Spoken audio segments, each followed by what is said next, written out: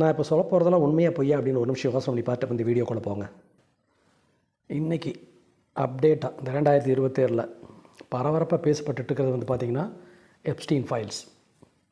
அப்புறம் மெக்டொனால்ட்ஸில் ஹியூமன் மீட்டெல்லாம் போட்டுருக்காங்க. தேவையில்லாத கழிவெல்லாம் போட்டு அவன் வந்து ஒரு நாளைக்கு எவ்வளோ மில்லியன் பர்கர் வந்து அவன் விற்கிறான் மெக்டொனால்ட்ஸில் அப்படின்னு ஒரு நியூஸு. இன்னொரு பக்கம் பார்த்திங்கன்னா வெனிசுலாவோட ஆயிலை வந்து இந்தியா வாங்க போகுது அப்படின்னு ஒரு நியூஸு. மோடி வந்து ஒரு அக்ரிமெண்ட்டுக்கு வந்துட்டார் அப்படிங்கிற ஒரு நியூஸு.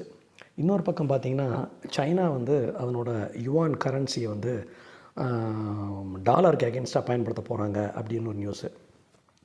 இன்னொரு பக்கம் ஈரான் யூஎஸ்னோட ஃபைட்னோட அப்டேட், இஸ்ரேலினோட ஃபைட்டிங் அப்டேட். இந்த மாதிரி ரொம்ப லேட்டஸ்ட்டாக ரொம்ப ஹைடெக்காக ஏஐக்கு அடுத்தது வருது அப்படின்னு நிறைய நியூஸ் வந்து வந்துட்டுருக்கு. இதெல்லாம் நம்ம எது வழியாக பார்க்குறோன்னா இன்டர்நெட்டில், எஸ்பெஷலி இன்ஸ்டா சோஷியல் மீடியா வழியாக நம்ம பார்த்துட்ருக்குறோம். இதை வந்து நிறைய பேர் வந்து பேசிகிட்ருக்குறாங்க, நானும் பேசுகிறேன். ஸோ இதில் ஒரு அதிமேதாவித்தனமும் ஒரு அதி புத்திசாலித்தனமும் என்ன இருக்குது அப்படின்னு எனக்கே டவுட் வருது. இவ்வளோ விஷயங்களை பற்றி பேசுகிற எனக்கே ஒரு டவுட் வருது.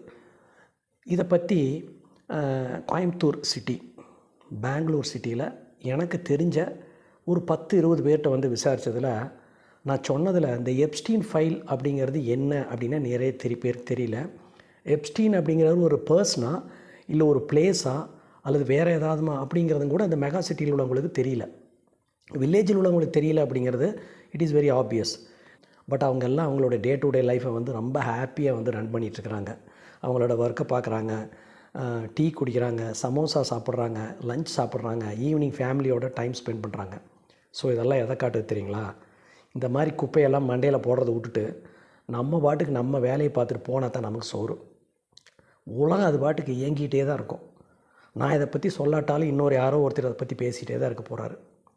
ஸோ நான் என்ன ஃபீல் பண்ணுறேன் அப்படிங்கிறத உங்களுக்கு வந்து சொல்கிறேன்.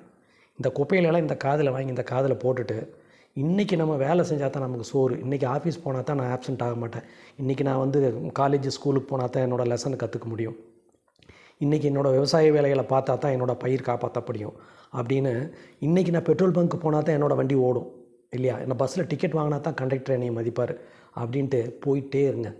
மண்டையை போட்டு குழப்பிட்டிங்கன்னா பிபி, பிளட் ப்ரெஷர் அப்படிங்கிறது ஒன்று வந்துடும்.